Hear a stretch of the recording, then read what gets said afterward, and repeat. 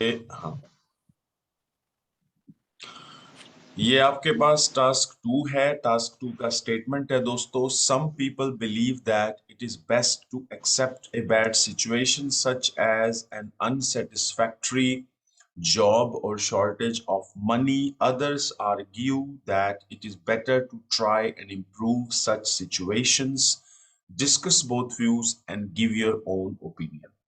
वैसे तो ये पूरी क्लास रिकॉर्ड हो रही है, मैं इसको YouTube पे भी अपलोड कर दूंगा, फिर भी लेकिन आप कॉपी पेन के साथ ही मेरी बात सुनना, क्योंकि मैं आपको काफी अच्छी और काम आने वाली चीजें साथ साथ बताऊंगा और पूरा ऐसे A to Z आपके साथ खुद मैं सॉल्व करूंगा।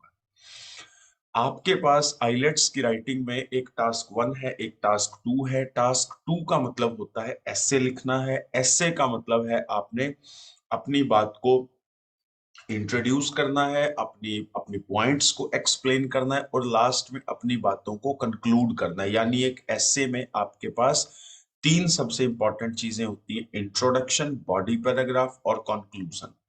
इंट्रोडक्शन कैसे बनता है अभी सीखेंगे, बहुत इजी तरीका होता है इंट्रोडक्शन को बनाने का। उसके बाद बॉडी पैराग्राफ कैसे बनते हैं वो भी सीखेंगे, कंक्लूजन कैसे करते हैं ये भी सीखेंगे, क्योंकि ये सब आपको मैं अपने साथ कराने वाला हूं। जैसे अपने पास एग्जाम में क्या आता है, एग्जाम में ये दो तीन लाइनें आएंगी और ये एक सेंटेंस आएगा। ये जो ऊपर वाली दो तीन लाइनें हैं, 2 से ढाई लाइनें, इनको बोला जाता है स्टेटमेंट। स्टेटमेंट जो अपने पास आई है, उस स्टेटमेंट को हमने चेंज करके लिखना है, उस स्टेटमेंट को हमने रीराइट करके लिखना है।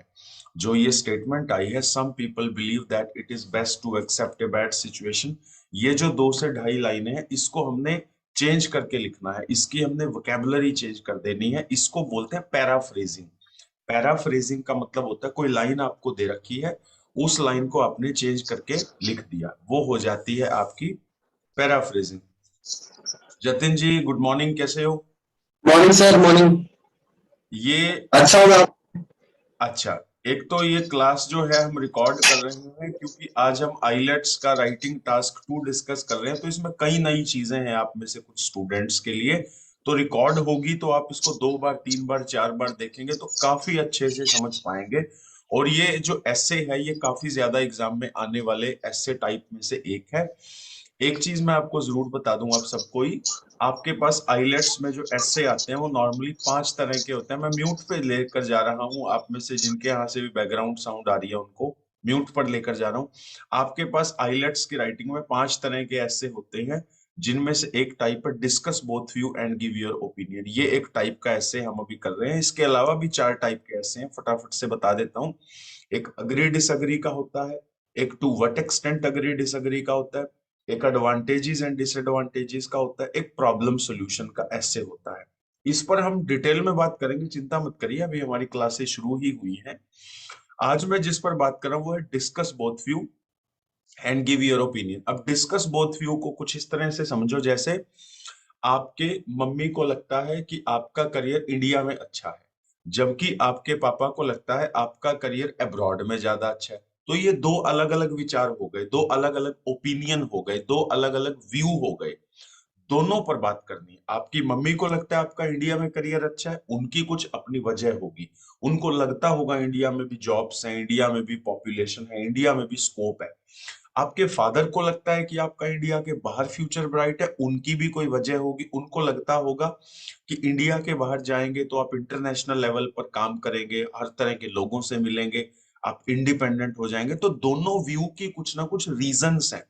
सेम ऐसे ही आपका जो क्वेश्चन होगा उसमें भी ऐसा ही होगा। जैसे स्टेटमेंट पर्टिकुलर जो अभी हम कर रहे हैं, इसको मैं एक बार फिर से आपको समझाता हूँ।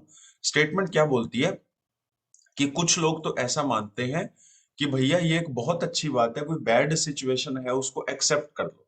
जैसे कि कोई जॉब है, उसमें आपको मजा नहीं आ रहा, पैसे की आपको कमी लग रही है, तो ये एक बुरी सिचुएशन है, इसको आप एक्सेप्ट करिए। एक राय तो ये है। दूसरी राय क्या है कि भैया बढ़िया ये होगा कि आप कोशिश करो और उस सिचुएशन को अच्छा बना दो। पैसे की कमी है, उसका सोल्यूशन ढूंढो और पैसों की कमी दूर करो। कोई आपको जॉब अच्छी नहीं लग रही, जॉब में मेहनत करो या जॉब चेंज करो या फील्ड चेंज करो, पर अच्छा करो लाइफ में। तो दो अलग अलग ओपिनियन आपको दे रखे हैं। और फिर इसने एक चीज और भी आपको कही है, कहते अपना खुद का ओपिनियन भी आपने हमें दे देना है। अपना खुद का ओपिनियन कुछ भी हो सकता है, जैसे भाई बैड सिचुएशन को एक्सेप्ट करो, क्योंकि एक्सेप्ट करने से ही वो समझ में आएगी और उसका रीजन पता चलेगा। या भाई बैड सिचुएशन को कैसे ना कैसे करके बदल दो, मतलब अपना ओपिनियन देने के लिए हम लोग फ्री हैं। तो स्टेटमेंट मैंने ये जो है, जो कैम्ब्रिज की बुक्स हम लोग प्रैक्टिस करते हैं, ये बुक 14 का टेस्ट 1 का राइटिंग टास्क है। मैंने इस स्टेटमेंट को नोटपैड पे लिखा है, और मैं नोटपैड पर जो स्टेटमेंट लिखे वो आपके सामने ले आया हूं, एज इट इज स्टेटमेंट लिखिए। अब मैं खुद आपके साथ लग के ऐसे को लिखूंगा, ये रिकॉर्ड भी हो रहा है, मैं लिखूंगा भी। आप भी चाहे तो मेरे साथ साथ अपनी कॉपी पे राइट डाउन कर सकते हैं, उससे क्या होगा, मल्टीपल टाइम्स आपकी प्रैक्टिस हो जाएगी। एक तो मैं भी लिखूंगा, आप भी लिखेंगे, तो आपको कुछ चीजें तो याद ही हो जाएंगी। फिर जब ये रिकॉर्ड हो ही रही है, तो आप इसको 2 बार 4 बार वीडियो देखेंगे यूट्यूब पे, तो आपको और ज्यादा अच्छे से समझ आएगी। तो आपके एक ऐसे में दोस्तों 3 चीजें इंपॉर्टेंट है। पहली है इंट्रोडक्शन। इंट्रोडक्शन में आपके पास 2 चीजें सबसे इंपॉर्टेंट रहती है, paraphrasing of the main statement, और दूसरी चीज आपके पास रहती है सर सबसे ज्यादा इंपॉर्टेंट, थीसिस स्टेटमेंट। अब थीसिस स्टेटमेंट क्या है, आपके मन में क्वेश्चन आना बिल्कुल लाजमी है। देख लीजिए दोस्तों क्या है, ये जो आपको सम पीपल वाली लाइन दे रखी है यहां तक, ये जो सम पीपल वाली लाइन दे रखी है कि कुछ लोग ऐसा सोचते हैं बाकी लोग ऐसा सोचते हैं, इस सेंटेंस को आपने चेंज करके लिखना है। चेंज करने का मतलब क्या, इसकी वोकेबलरी चेंज कर देनी है, इसका थोड़ा स्टाइल चेंज कर देना है। इसको बोलते हैं पैराफ्रेजिंग। अभी मैं आपको करके दिखाता हूँ। और जो इसके बाद में आपसे क्वेश्चन पूछ रखा है, discuss both view and give your, ये क्वेश्चन पूछा हुआ है आपसे, ये पूछा है कि आपसे हमें क्या चाहिए। इसके जवाब में जो लाइन आप लिखेंगे, इसके अगेंस्ट जो लाइन लिखेंगे, उसको बोलते हैं थीसिस स्टेटमेंट। ये 2 चीजों से मिलके बनता है इंट्रोडक्शन। किसी भी ऐसे का सबसे पहला पैराग्राफ होता है इंट्रोडक्शन। आओ मिलकर इसको बनाते हैं। सबसे पहले करते हैं पैराफ्रेज। इसको मैं 1 2 3 लिख रहा हूं ताकि आपको थोड़ा बता पाऊं कि 1 का मतलब है पैराफ्रेजिंग, 2 का मतलब है थीसिस स्टेटमेंट। तो मैं 1 पे आ गया हूं। सम पीपल को आपने जब चेंज करके लिखना हो तो आप क्या लिख सकते हो, A section of society. A section of society, जहां पे बिलीव लिखा है वहां पे लिख लो कंसीडर। ये मैं वर्ड्स को चेंज कर रहा हूं और कुछ नहीं कर रहा, कोई ऐसी रॉकेट साइंस नहीं है, आप भी करना सीख जाओगे धीरे धीरे। A section of society consider that it is, जहां पे बेस्ट लिखा है वहां पे लिख लेते हैं it is good, it is good to accept के जगह एक वर्ड है मेरे पास, एक्नॉलेज। एक्नॉलेज एडवर्स, अच्छा बैड को बोलते हैं एडवर्स। एडवर्स का मतलब है मुश्किल, सख्त सिचुएशन लाइफ की। सिचुएशन को बोल सकते हैं एडवर्स टाइम्स। टाइम्स भी बोल सकते हो इसके लिए दोस्तों। और हाँ, adverse times, for example A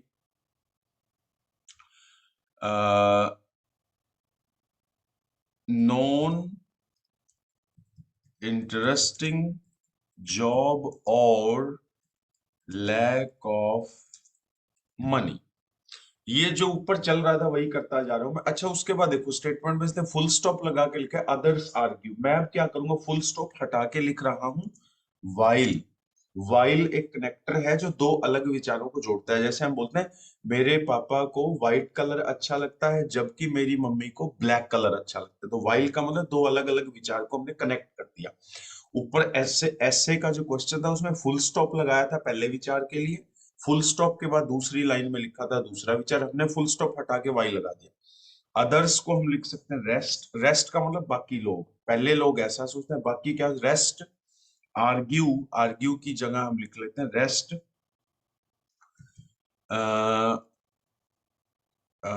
rest opine. Opine का मतलब होता है ओपिनियन देते हैं, विचार रखते हैं। Opine that it is much better to make की जगह लिख लेते हैं टू पुट एफर्ट्स एंड एक आध स्पेलिंग में बीच में गलत लिख जाता हूं जल्दी में, तो वो देख लीजिएगा। Efforts and change things for better. ये हमने दोस्तों क्या कर दिया, ये हमने इसमें लिख लिया है, चेंज थिंग्स फॉर बेटर। ये सेंटेंस नंबर 1 का मतलब है दोस्तों, मैंने पैराफ्रेजिंग करी है। पैराफ्रेजिंग बड़ी आसान चीज होती है। पैराफ्रेजिंग हो सकता है मैं आज आपको पूरा ऐसे ना भी करवाऊं, क्योंकि अंकुर जी भी आज फर्स्ट टाइम ऐसे कर रहे हैं, हमारे साथ जालंधर से जुड़े हैं, हमारे भाई हैं। हरप्रीत जी ने पहले मेरे ख्याल ऐसे कर रखे होंगे, ये पूरा ऐसे भी समझ सकते हैं, पर मैं इनको पूरा ऐसे ना कराते हो, जितना कराऊंगा लेकिन उतना 100% जो है वो इंटरेस्ट के साथ कराऊंगा, ताकि ये समझ पाए। और अगर पूरा ऐसे आप लोग कर भी गए मेरे साथ तो हम पूरा भी कर सकते हैं। जतिन ग्रोवर जी हमारे साथ दिल्ली से हैं, इनको भी आज मैं पहली बार ये ऐसे बता रहा हूँ, तो मैं भागूंगा नहीं कि फटाफट से बस मैंने फॉर्मेलिटी करनी। जितने स्टेप्स बताऊंगा, क्योंकि ये स्टेप्स हर एस्से में कॉमन होते हैं, हर एस्से का यही तरीका है, बस स्टेटमेंट अलग होगी, वोकैब अलग होगी, पर फॉर्मेट अलग है। हिमांशु जी हमारे साथ जुड़े हैं कैथल डिस्ट्रिक्ट से, ये भी एसए के बारे में काफी कुछ जानते हैं, पर मुझे लगता है कि मैं इनको भी जो जितना भी कराऊंगा वो इस तरह से कराऊंगा ताकि ये अच्छे से मेरी बात को अंडरस्टैंड कर पाए। तो आपने एसए लिखते हुए सबसे पहले बनाना होता है इंट्रोडक्शन। इंट्रोडक्शन में आगे दो चीजें होती हैं, पैराफ्रेजिंग और थीसिस। पैराफ्रेजिंग का मतलब है जो अपने को बात दे रखी है, जो स्टेटमेंट दे रखी है, उसको एक बार तोड़ मरोड़ के अपने तरीके से लिख दो, और फिर जो अपने से पूछ रखा है उसके बदले में लिख लो आप थीसिस स्टेटमेंट। अब थीसिस स्टेटमेंट लिखने का एक तरीका होता है, मैं आपके साथ लिखने लगा हूं। This essay will discuss why first view is justified since। ये जो मैंने अभी तक लाइन लिखी है ना सर, ये हर डिस्कस बोथ व्यू के ऐसे में पहले विचार के लिए आएगी ही आएगी, मतलब ये एक रिपीटेड लाइन है। दिस ऐसे विल डिस्कस, ये ऐसे डिस्कस करेगा, क्यों? पहला जो व्यू, पहला व्यू क्या था कि बैड सिचुएशंस को एक्सेप्ट करो। भाई ये बात अपनी जगह सही है, क्योंकि सिंस का मतलब है क्योंकि, सिंस लगा दो, बिकॉज लगा दो, एक ही बात है। Since it teaches a person a lot of things. पहली बात तो इससे बहुत सारी चीजें सीखता है। कई बार आदमी क्या होता है, बुरी सिचुएशन को एक्सेप्ट ही नहीं करता, भाग रहा होता है। तो भागने से तो कुछ होएगा ही नहीं, कम से कम एक्सेप्ट तो करो कि ये चीज गलत है, एक्सेप्ट तो करो कि हाँ लाइफ में यहाँ कुछ प्रॉब्लम है। जबकि वाइल, वाइल मैंने पहले यूज किया तो मैं यूज कर लेता हूं whereas. It will also discuss why the second view is righteous. वहां जस्टिफाइड लिखा था, यहाँ राइटियस लिख रहा हूं बिकॉज। अब ये बोलता है कि दूसरा व्यू क्या है कि यार बेहतर ये होगा कि तो ना मेहनत करके उस चीज को अच्छा बना दो। ये भी अपने आप में बात सही है, क्योंकि इसी से तो ग्रोथ आएगी जिंदगी में, इसी से तो कॉन्फिडेंस आएगा कि कोई दिक्कत आई थी और मैंने इस चीज को ठीक कर दिया। Because it gives confidence and growth to a person. अब इससे क्या मिलेगा बंदे को? ग्रोथ मिलेगी, कॉन्फिडेंस की। यार मेरी लाइफ में कोई अड़चन आई थी, मैंने उसको अच्छा करके अपने आप को ऊपर लाइफ में उठा लिया।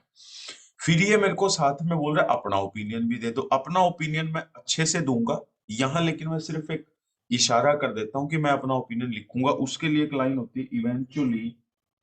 इवेंचुअली का मतलब होता है आखिर में, अंततः, फाइनली जिसको बोलते हैं। Eventually I will mention my view also. बस ये लाइन भी एक तरह से रटी रटाई सी लाइन है कि इवेंचुअली मैं अपना व्यू भी लिखने जा रहा हूं या लिखूंगा।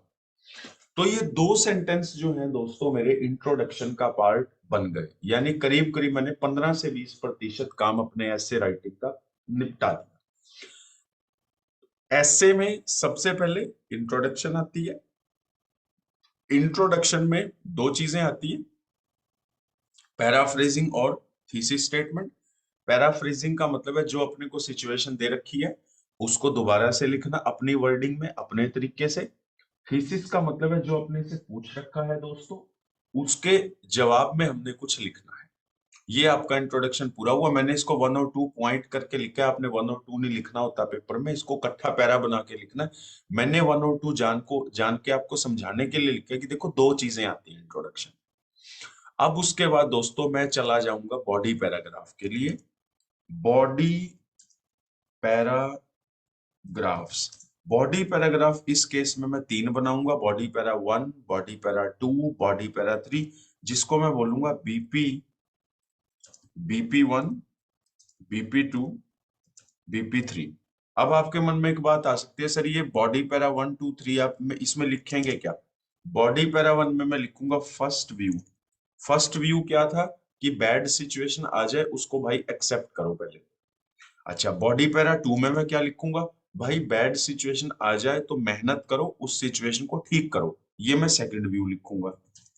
उसके बाद आपके मन में आ रहा होगा सर ने बॉडी पैरा थ्री क्यों बनाया? भैया बॉडी पैरा थ्री में मैं पर्सनल ओपिनियन दूंगा, क्योंकि इसने मेरे को अपना ओपिनियन भी पूछा है। कहता है discuss both view. Both view में से पहला व्यू पहले पैरे में बता देंगे, दूसरा व्यू दूसरे पैरे में बता देंगे, लेकिन अपना व्यू हम थर्ड पैरे में बनाएंगे, अलग से पैरा बनाएंगे। इसके लिए मैं लिख रहा हूं पर्सनल व्यू। तो तीन पैरे में बनाऊंगा, थोड़ा सा लंबा ऐसे जाएगा, लेकिन 6.5 से 7 बैंड बहुत आराम से आ जाएंगे अगर हम हर एक चीज को बड़े अच्छे से क्लियरली समझा पाए तो। जैसे first view, second view, third view, third view मतलब पर्सनल व्यू, और फिर लास्ट में हम बना देंगे कॉन्क्लूजन। कॉन्क्लूजन की अभी चिंता ना करें, पहले बॉडी पैराग्राफ बनाते हैं। अब आपके मन में एक चीज और भी आ सकती है, सर बॉडी पैराग्राफ बनाते कैसे हैं? बॉडी पैराग्राफ में लाइनें कितनी लिखते हैं? बॉडी पैराग्राफ में सेंटेंस कितने आएंगे? बॉडी पैराग्राफ का कंटेंट क्या है? अब आप एक बार मेरी बात को समझो। आपने ये समझाना है कि भाई जो लोग कहते हैं कि बुरी सिचुएशन आ जाए उसको एक्सेप्ट करो, इस बात को अब आप समझाना चाहते हो। आप क्या कहोगे? भाई बिल्कुल सही बात है, क्योंकि इससे एक इंसान को सीखने को मिलेगा कि मेरी लाइफ खड़ी कहाँ पे है, मेरी लाइफ में कहाँ पे कमी है, मेरे को लाइफ में कहाँ पे अच्छा करने की जरूरत है। तो सबसे पहले जब भी आप एक बॉडी पैराग्राफ बनाते हो, आपको क्या लिखना है सर? सबसे पहले आपको लिखना होता है अपना आइडिया। आइडिया का मतलब है आप उस चीज पर अब क्या सोचते हो। उसके बाद आपने अपने आइडिया को करना होता है एक्सप्लेन। एक्सप्लेन का मतलब है कोई बात आपने कह तो दी, पर ऐसा ना हो कहीं आपने रट्टा लगा रखा हो। जब तक आप उसको समझाएंगे नहीं, जैसे मान लो मैंने आपको कहा भाई मैं आज आपकी क्लास नहीं ले सकता, अब मैंने आपको सिर्फ एक आइडिया दे दिया भाई मैं क्लास नहीं ले सकता, तो आपको समझ ही नहीं है सर को क्या रीजन है, कोई बीमारी है, कोई दिक्कत है, सर का मूड नहीं है, आज सेहत खराब है, फैमिली में कुछ। लेकिन मैंने आपको कहा भाई कल मेरे को ना, कल से मेरे दांत में बहुत दर्द है, और सचमुच मेरे दांत में दर्द है भी है, सुबह 6 से 7 की क्लास में ले नहीं पाया।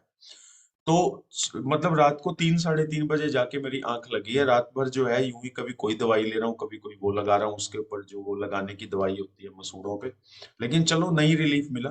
तो मैंने एक्सप्लेन कर दिया भाई मैं इसलिए क्लास नहीं ले पा रहा हूँ, तो आपको एकदम से क्लियर हो गया भाई अच्छा ये रीजन है। फिर उसके बाद हमने दे देना होता है एग्जाम्पल। एग्जाम्पल का मतलब होता है जो आपने आइडिया दिया है, जो आपने एक्सप्लेन किया है, उससे रलता मिलता कोई आपकी रियल लाइफ में एग्जाम्पल है, कोई सर्वे का एग्जाम्पल है, कोई न्यूज़पेपर का एग्जाम्पल है। जैसे मैंने आपको बताया एग्जाम्पल में कि अभी कुछ दिन पहले मैंने अखबार में पढ़ा था कि फरवरी में दांतों में बहुत दर्द होता है, और ज्यादातर जो है वो 30 साल से 45 साल के लोग जो होते हैं उनको फरवरी में दांतों में बहुत दर्द होता है।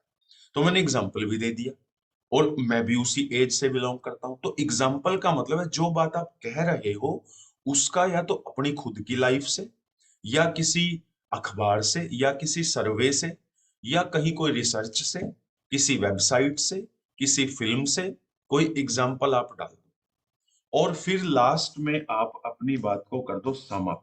सम अप का मतलब होता है इसलिए मेरा पॉइंट सही है, इसलिए ये लोगों का सोचना सही है। मतलब सम अप का मतलब है आखिरी में अपनी बात को फिनिश कर दो। जैसे कि मैं आपको एग्जांपल देता हूं, मैं ये आपको हिंदी में समझाता हूँ, जो बात मैं आपको अभी लिखवाने लगा हूं अभी मैं इंग्लिश में आपके साथ मिलकर लिखूंगा। जैसे हमने लिखना है, भाई जो लोग ऐसा सोचते हैं कि बुरी सिचुएशंस को एक्सेप्ट करो, वो बिल्कुल सही है, क्योंकि इससे उनको सीखने को मिलता है। अब एक्सप्लेन करूंगा क्या सीखने को मिलता है।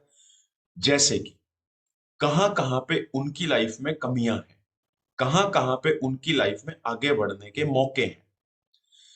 फिर एग्जांपल दूंगा, जैसे कि एक इंसान जॉब कर रहा है लेकिन खुश नहीं, तो जब तक वो उस चीज का सामना नहीं करेगा, तब तक उसको ये नहीं समझ में आएगा क्या इस जॉब को चेंज करने की जरूरत है, या इस जॉब के लिए मेरे को कोई ट्रेनिंग लेने की जरूरत है, या इस जॉब के लिए मुझे अपने आप में कुछ सुधार करने की जरूरत है। ये एग्जाम्पल हो गया सम अप। सम अप का मतलब इसलिए ये विचार बिल्कुल दुरुस्त है। बस यही तो लिखना है हमने इंग्लिश में। जो मैंने आपको हिंदी में बताया ना सर, मैं हूबहू इंग्लिश में लिखूंगा। और बॉडी पैरा वन मेरा खत्म। Body para two. Body para to में क्या विचार था कि भैया बढ़िया ये होगा कि आप उस चीज पे मेहनत करें, उसको इम्प्रूव करें। अब ये विचार कैसे लिखेंगे हम, इसमें बॉडी पैरा कैसे बनाएंगे? पहली बात लिखेंगे, भाई जो लोग बोलते हैं कि बुरी सिचुएशंस को सामना करो और उसको ठीक करो, वो बिल्कुल अपनी जगह सही है, क्योंकि इसी से तो जिंदगी में प्रोग्रेस आएगी। अब ये तो मैंने अपना आइडिया रख दिया कि प्रोग्रेस आ गई, अब समझाऊंगा, एक्सप्लेन कैसे करूंगा। मैं लिखूंगा, क्योंकि जब भी इंसान किसी मुश्किल का सामना करके उस पर विजय प्राप्त करता है, उसका कॉन्फिडेंस, उसकी पर्सनैलिटी हमेशा पहले से अच्छी हो जाती है। अब मैं लिखूंगा एग्जाम्पल। एग्जाम्पल में मैं लिख सकता हूं, जैसे कि अभी हमारे देश के सामने कोरोना की महामारी आ गई थी। देश ने उसका सामना किया, लॉकडाउन इंप्लीमेंट किया, मास्क इंप्लीमेंट किए, वैक्सीनेशन इंप्लीमेंट करी, और इस बीमारी से अपने आप को ऊपर उठा लिया और पूरे देश को सुरक्षित कर दिया। एग्जाम्पल भी आ गया जी। समअप, इसलिए ये विचार भी सही है। बस ये बॉडी पैराटू हो गया। उसके बाद अपना ओपिनियन है। अपने ओपिनियन का मतलब है आपकी खुद की सोच। देखो फर्स्ट व्यू सेकंड व्यू में तो आपने लोगों की सोच को जस्टिफाई करना था, पर अपने ओपिनियन में तो आप खुद ही बादशाह हो। आप लिख सकते हो अपने ओपिनियन में, भाई मेरे हिसाब से तो जब भी बुरी सिचुएशन आए, पहले उसको एक्सेप्ट करो, उसको स्वीकार करो, और फिर अपने आप पर मेहनत करते हुए ये देखो कि इस बुरी सिचुएशन में अब आपको करना क्या है और अपने आप को इस सिचुएशन से बाहर कैसे निकालना है। बस ये आपका अपना ओपिनियन, वो हम लिख देंगे। लास्ट में फिर हम बना देंगे कॉन्क्लूजन। कॉन्क्लूजन की अभी बात नहीं करता, पहले बॉडी पैरा बनाता हूँ। एक बार आप अपना म्यूट जो है ना ऑन करके एक एक करके मुझे ये जरूर बता दो कुछ समझ लग रही है आपको। कहीं ऐसा ना हो मैं सिर्फ अपनी भड़ास निकालने जा रहा हूँ और आपको कुछ पता भी ना लग रहा हो। तो एक बार बता दो जतिन, हरप्रीत, अंकुर और हिमांशु भाई को समझ लग रही है आपको? Yes, sir. Yes, sir. Yes sir. अच्छी बात है, क्योंकि काफी देर से मैंने आपको बोलने का अवसर नहीं दिया था, तो मुझे ये डर लगने लगा था कहीं यार ये बच्चे सिर्फ मेरी रिस्पेक्ट के चलते ना बैठे हो और इनको कुछ पता ही ना लग रहा हो। खैर अच्छी बात है, आप समझ रहे हो। और उससे भी अच्छी बात है कि हम ये पूरा सेशन रिकॉर्ड कर रहे हैं, तो हमारे पास ये दूसरी तीसरी चौथी बार भी सुनने का अवसर है, और किसी भी चीज को जब हम बार बार सुनते हैं पढ़ते हैं तो जल्दी और बेहतर उसको अंडरस्टैंड भी कर पाते हैं। तो आओ मिलके बॉडी पैरा वन बनाते हैं। फिर आइए, बॉडी पैरा वन में हमने सबसे पहले लिखना है अपना पहला आइडिया। आइडिया क्या लिखना था हमने हिंदी में, मैंने क्या बोला था कि जो लोग ऐसा सोचते हैं बुरी सिचुएशंस का सामना करो, वो सही है, क्योंकि मैं यही लाइन लिखने लगा हूं। आइए लिखते हैं, why the why the people who believe face the tough times are right since why the people, क्यों वो लोग जो कहते हैं भाई टफ सिचुएशंस को फेस करो, वो बिल्कुल सही है, क्योंकि it gives you the advantage and knowledge about where you can improve। ये मैंने अपना आइडिया रख दिया भाई। क्यों जो लोग कहते हैं कि मुश्किल हालातों का सामना करो, वो सही है भाई, क्योंकि इससे आपको फायदा मिलता है, आपको नॉलेज मिलती है कि कहाँ आप इंप्रूव कर सकते हो। क्योंकि कई बार आदमी एक्सेप्ट ही नहीं कर रहा होता चीजों को, तो वो अब एक बंदा है, उसकी लाइफ में पैसे की कमी है, वो मान ही नहीं रहा है बात, तो उसकी लाइफ में पैसे आएंगे कैसे? पहले भाई मान तो ले कि ये गलती हो रही है, ये कुछ गड़बड़ है लाइफ में तेरी। तो सबसे पहले तो इससे एक फायदा मिलता है और एक नॉलेज मिलती है कि मुझे कहाँ इंप्रूव करना है। अब मैं एक्सप्लेन करना है, मुझे एक्सप्लेन करता हूँ। Such as if you do not admit, admit का मतलब होता है स्वीकार करना। If you do not admit the lack, it will always present in your life। ये हमने एक्सप्लेन कर दिया भाई। अगर आप ये मानोगे नहीं कि कोई कमी है जीवन में, तो कमी हमेशा बनी रहेगी। उसको पहले स्वीकार करना पड़ेगा, तभी तो उसके लिए एफर्ट्स करने का मन बनेगा आपका। फॉर एग्जाम्पल, फॉर एग्जाम्पल का मतलब है, अब मैं इस बात का एग्जाम्पल देने बैठ गया। For example, most of the people, most of the people at job just spend their time and get money, but if they accept that they can do better, they can grow। अब हमने लिखा है sir, for example बहुत से लोग ऐसे हैं जो जॉब पे अपना केवल समय बिताकर आ जाते हैं और पैसा ले लेते हैं, पर अगर वो महसूस कर लें कि वो अच्छा कर सकते हैं तो उनकी तरक्की हो जाएगी। अब हमने सम अप करना है। सम अप में कुछ ज्यादा नहीं लिखना होता, सम अप में सिंपल लिखना है, hence this idea is valid. बस ये चार शब्द लिखने, hence this idea is valid, यानी ये बात जो है अपनी जगह पे बिल्कुल सही है। ये हमने इसमें लिख दिया। अब हम एक स्टेप और ले आते हैं, सेकंड व्यू पे आ जाते हैं। या ऐसा करते हैं सर, सेकंड व्यू नहीं लेते, सेकंड व्यू आगे के लिए छोड़ते हैं, सिर्फ इंट्रोडक्शन का पैराग्राफ और बॉडी पैरा वन, दो ही पैराग्राफ पे काम करता है। मैं एक बार इसके रिवीजन आपको दे देता हूं, और फिर हम इसको जो है सेकंड व्यू और पर्सनल व्यू जो है नेक्स्ट क्लास के लिए रखेंगे, क्योंकि हम भागेंगे नहीं, हम सिर्फ चलेंगे, पर इस तरह से कि हम सब समझ पाए चीजों को, है ना। अभी तक मैंने आपको क्या बताया है, मैं थोड़ा सा आपको एक बार ब्रीफ कर दूं दोस्तों। अभी तक मैंने आपको बताया है कि एक स्टेटमेंट आपके पास एग्जाम में आई है, जिसमें आपको, जहां तक ये मैंने ब्लू किया है, ये स्टेटमेंट होती है। उसके बाद वाली जो ये वाली लाइन है, ये क्वेश्चन होता है। स्टेटमेंट वाली जो लाइन है दोस्तों, इसको हमने करना होता है पैराफ्रेज, और जो ये क्वेश्चन अपने से पूछा गया, इसको देना होता है थीसिस स्टेटमेंट। अब मैंने पैराफ्रेज किया सम पीपल बिलीव को A section of society consider करके। थोड़ी सी गलती मेरे से हो गई, कंसीडर नहीं आएगा सर, कंसीडर्स आएगा, क्योंकि सेक्शन जो है वो सिंगुलर है, सिंगुलर में वर्ब के साथ एस लग जाता है। ये मिस्टेक मेरे से हो गई थी, आप ठीक कर लेना। A section of society considers that, जैसे जैसे लाइन चलती चली जा रही है, मैं इसको चेंज करके अपने तरीके से करता चला जा रहा हूँ। ये जो लाइन यहां तक अपने पास थी डिस्कस से पहले वाली, इसको मैंने चेंज करके इतनी लाइन बना दी है, मतलब सिर्फ शब्दों का हेर फेर किया और कुछ नहीं किया। उसके बाद उसने कहा डिस्कस बोथ व्यू, भाई दोनों व्यू डिस्कस करके दिखा दो और अपना ओपिनियन दे दो।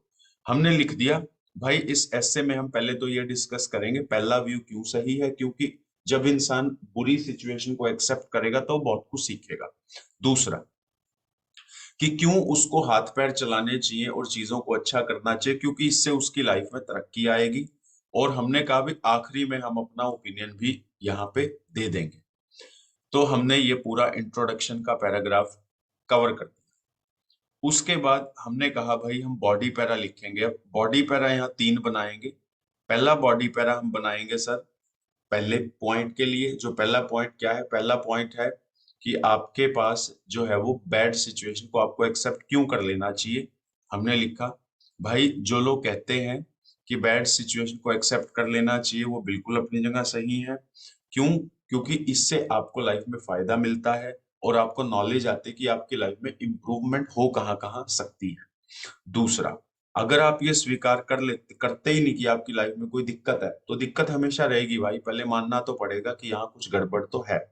फिर एग्जाम्पल दिया हमने कि जैसे बहुत से लोग हैं अपनी जॉब पे सिर्फ टाइम पास करते हैं और पैसा ले लेते हैं, लेकिन अगर वो एक्सेप्ट कर लें कि यार ये हम तो और भी बेहतर कर सकते हैं, तो वो और बेहतर भी कर जाएंगे, कोई दिक्कत नहीं है। तो इसलिए ये जो विचार है वो अपने आप में बड़ा दुरुस्त है। इसी तरह से तीन चार लाइनें लगा के हम बॉडी पैरा 2 बना सकते हैं। इसी तरह से हम पर्सनल व्यू लिख सकते हैं। पर्सनल व्यू का मतलब है अपनी खुद की सोच, वो आपकी इच्छा है। चाहे आप सिर्फ आइडिया नंबर 1 का फेवर करो, चाहे आप आइडिया नंबर 2 का फेवर करो, चाहे आप दोनों आइडियाज का फेवर करो, आपकी मर्जी है। ये अभी मैं आपको सिखाऊंगा ना, मैं अभी आपको कंक्लूजन तक लेकर आया हूं। सिर्फ हमने इंट्रोडक्शन और बॉडी पैरा 1 की ही बात करी है। एक बार फटाफट से क्लास जो है करीब 3 से 5 मिनट में वाइंड अप हो जाएगी, फिर दूसरा स्पीकिंग का सेशन शुरू करेंगे हम। एक बार फटाफट से मेरे को आप एक एक करके बता दीजिए जो जो आपको समझ लगी है। जैसे कि जतिन, आपको क्या समझ लगी है जो अभी हमने आपको बताया? मतलब कुछ आप समझ पाए हो इससे? जतिन, आपने माइक ऑफ किया हुआ है, माइक ऑफ किया हुआ है। इसमें हम एक बेसिकली जो पैराग्राफ लिखते हैं उसका पता लगा है कि सबसे पहले हम अपने पैराग्राफ को कैसे स्टेट करेंगे।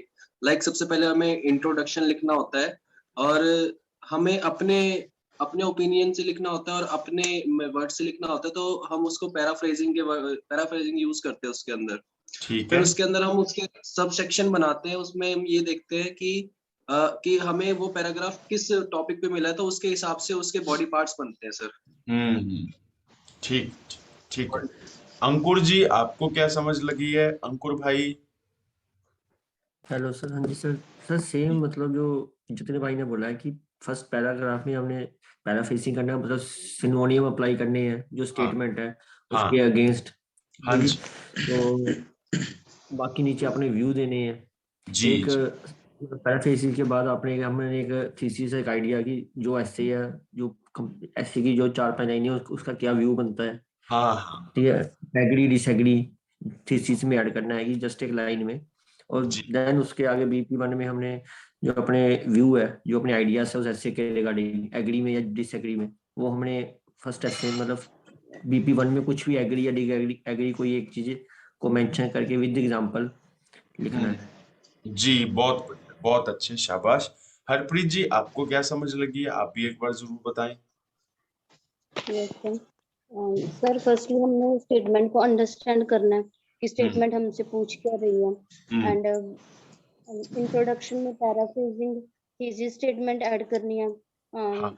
फिर अगर बॉडी 1 बॉडी 2, इसमें हमने पहले बॉडी 1 में फर्स्ट व्यू अपना आइडिया देना है, एग्जाम्पल, फिर सम अप करना है। जी। तो ऐसे सेम बॉडी 2 में देन अपने व्यू में personal view.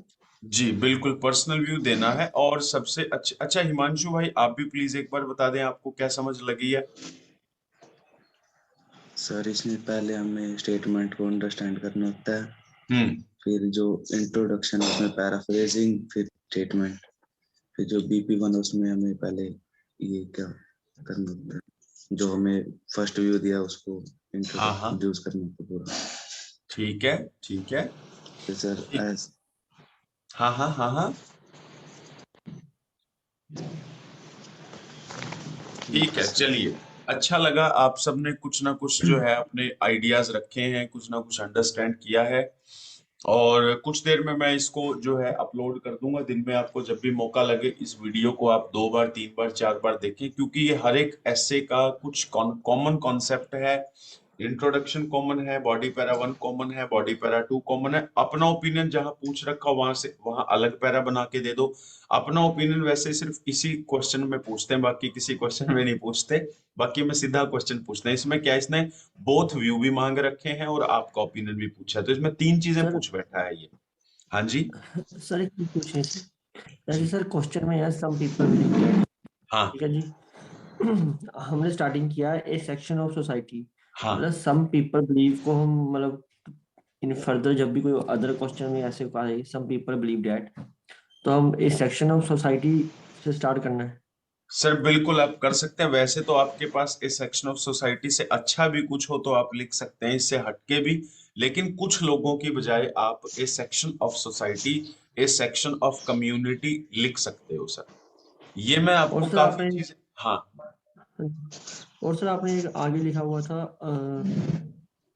Adverse time for example हाँ एग्जांपल एडवर्स, हाँ टाइम। हाँ जी, तो क्वेश्चन में सर मेरे को मतलब कि एक्सेप्ट बैड बैड, सिचुएशन है, बैड। बैड सिचुएशन है भाई मेरे, बैड को बोलते हैं एडवर्स, बैड को एडवर्स बोलते हैं, और सिचुएशन को बोलते हैं स्थिति यानी हालात, हालात को बोल सकते हो समय, टाइम।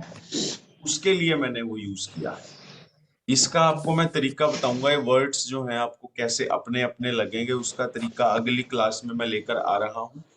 अभी मैं 2 मिनट का पॉज लेता हूँ और आप दोबारा से मुझे ज्वाइन कर लीजिए, फिर मैं आपको लेकर चलूंगा स्पीकिंग पे। इस ऐसे को आपने एक बार दोबारा से लिख के मेरे को अपने हाथ से लिख के भेजना जरूर है शाम तक व्हाट्सएप पे। चलिए एक बार फटाफट स्पीकिंग की क्लास के लिए दोबारा जुड़ते हैं हम लोग। Thank you.